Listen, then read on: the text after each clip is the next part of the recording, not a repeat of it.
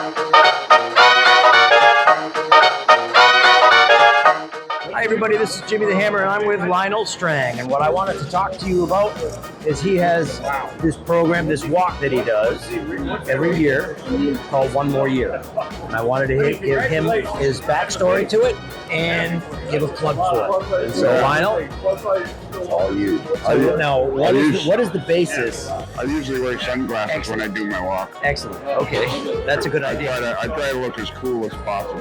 That's always a good thing. That's always a good thing. Is it possible for fat guys to look cool? Yes, Okay.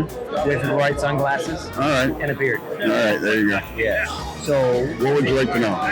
what is why did you start the one more year? I know nobody on my channel knows. So, All right. In September of 2014, I was diagnosed with stage 4 cancer, melanoma, and was given like somewhere between 6 and 8 months to live. And then I got to a hospital in Toronto called Princess Margaret Hospital, and they're apparently one of the best cancer research hospitals in the world. And the guy says to me, "Oh, if you'd like to be a medical study subject, there's other stuff," but he says, "I'm probably only be able to keep you alive 1 or 2 years." So of course I was completely out of it at that point, and I'm like, yeah, sure, whatever. And anyways, the other stuff that I eventually got to was something called immunotherapy, which at the time was pretty new. Eventually they're hoping it will replace things like chemotherapy, which are much more intrusive and unpleasant. yes. So anyways, because Much more harsh. much more harsh. So anyways, long story short, it worked. It doesn't work for everybody. About 25% success rate. Really? But I just happened to, he caught me with, the melanoma had spread to my lymph nodes pretty much throughout my body, but had not yet gone to my brain, which he said was the key factor. Yep. And so, so they put me on this program and I survived. And during this time, I don't know how serious do you want to be? We can be serious. Okay. During this time, they wanted me to see a psychiatrist because it's all experimental, and I had to have a constant series of tests and checks. And one of the things was they wanted me to start seeing a psychiatrist regularly because they were afraid that due to the stress and strain, I might do something untoward to myself. Right. Yep. So I got to know her, and through that, Dr. Madeline Lee, and through that I began to understand how difficult, the most difficult part of cancer is the mental stress. Right. Because I look at everything else as kind of more like mechanical, but between appointments and tests and that, I found that the mental stress was very difficult.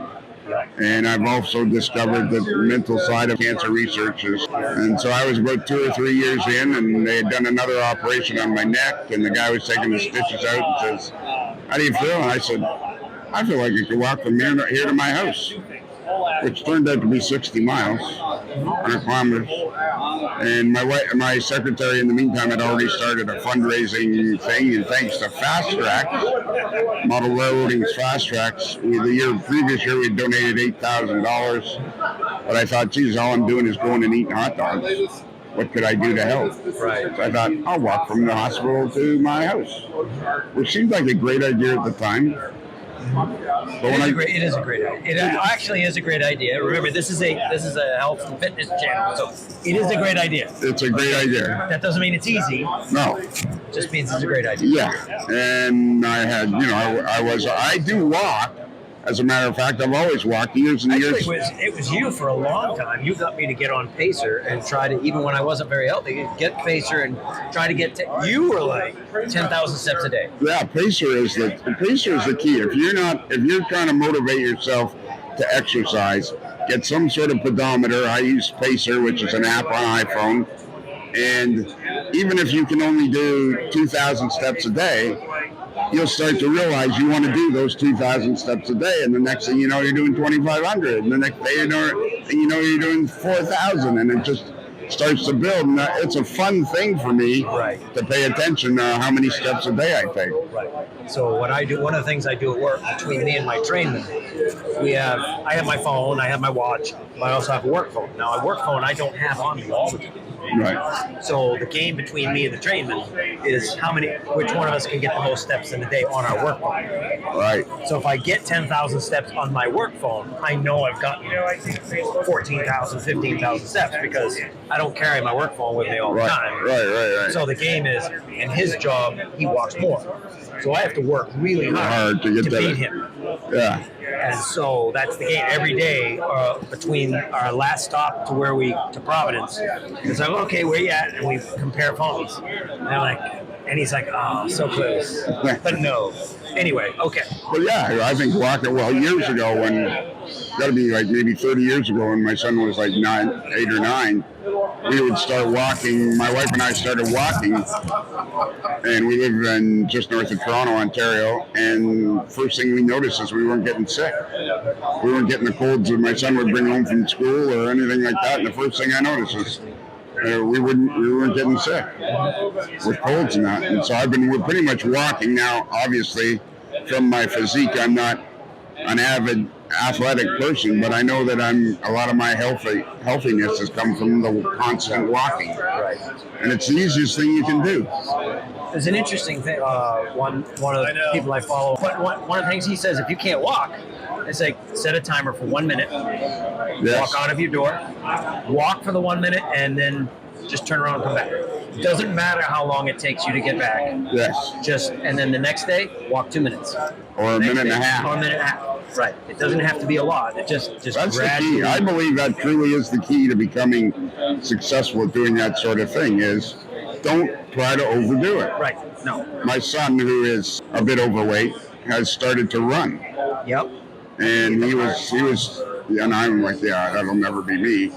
But we had that very same discussion. I said, don't try to set the world on fire. Yep. See if you can do it for 5 minutes and the next day. And I said, even if you do it for 5 minutes for a week, and the next week try to do it for 7.5. Right. That's the key to being successful with exercise. Don't try to, these guys go, I'm going to lose weight and I'm going to do 20 push-ups. And they try to do 20 push-ups the first day, and they can't do 2. Yeah, and then they get too hard on themselves, and it's a defeatist thing. Whereas, like after I got really sick, or for a while there I was just too weak, I would walk with exactly what you said. I can remember walking to the end of the driveway and back.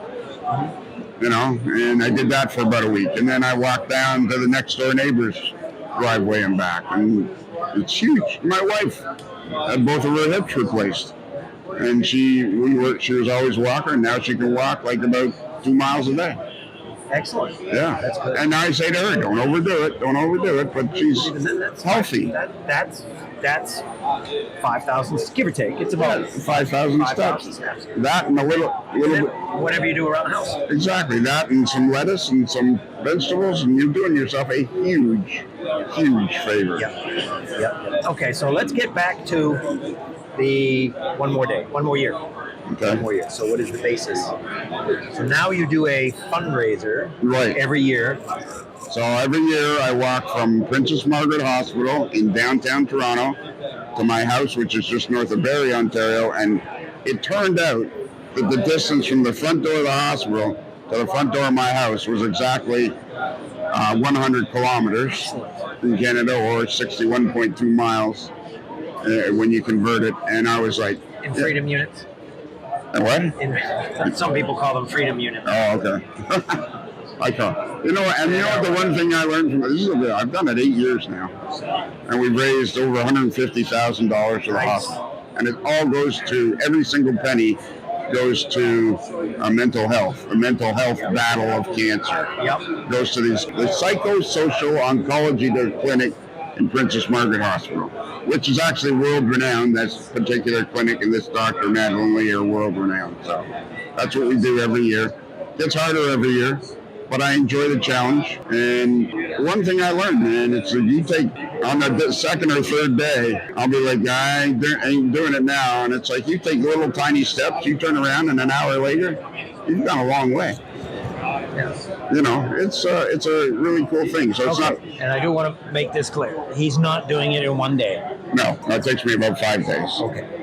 Now you just stop at a hotel or something? Or... No, so I go from south to north. So I go from the hospital to my house. So I get dropped off at the hospital, walk about, the first day's my best day always. I walk about 15 miles, get picked up, drive home, sleep in my own bed, drive back there. And then so I keep getting closer and closer to my house. And either my secretary or my son or a friend or my wife come and pick me up or drop me off. And I don't really think much of it other than something has to be done. Let's get her done. Yeah, get her done. As you pointed out, it's one of the least funded because there's no money in it. That's the problem. Is there's no money in making people feel better while they're trying to heal themselves from cancer. And so it's hard to get money for that. And I think the real, not trying to be a downer, right? But I think the real momentum kicker in my butt was my friend John, who suffered from depression.